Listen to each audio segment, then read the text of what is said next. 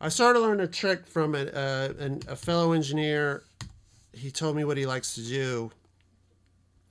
And in this process, as we focus on the drums, it's kind of a unique thing. He likes to build his mix by just getting the kick and the snare really tight and punchy and then start building instruments around it.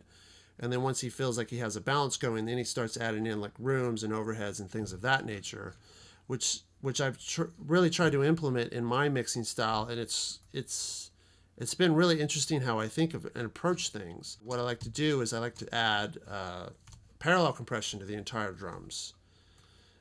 So, and we're definitely a stereo kit, so I'm going to add, in Pro Tools is really easy, a new track, an aux input track, and I'm going to call it, I always call it drum sub.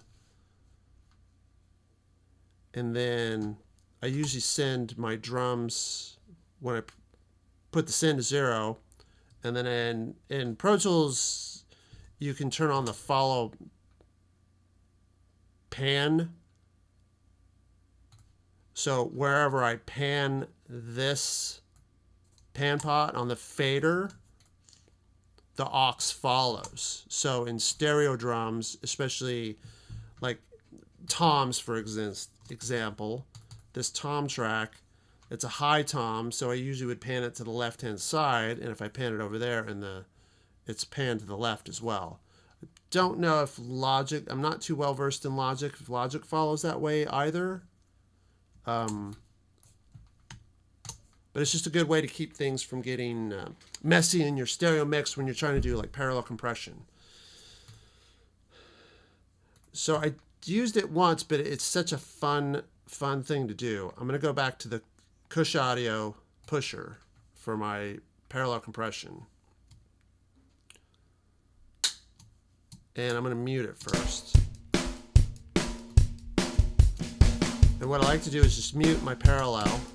I usually just put, like in this case, I put the pusher on and then just put it in the mix and see what it's doing.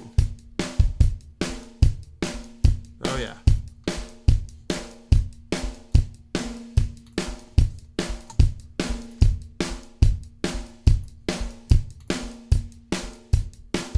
Yeah, I was just looking for a little bit more, so I pushed the drive a little bit harder on the pusher.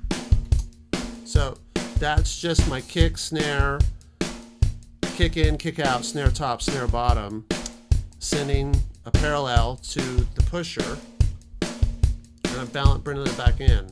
So that's with the pusher as a parallel.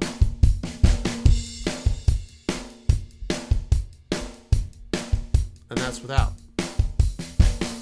With.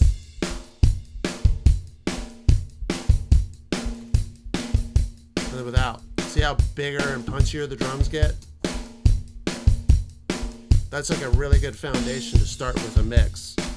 And then from there I would probably add in the bass and then a couple of guitars and things of that nature to get the rhythm section going.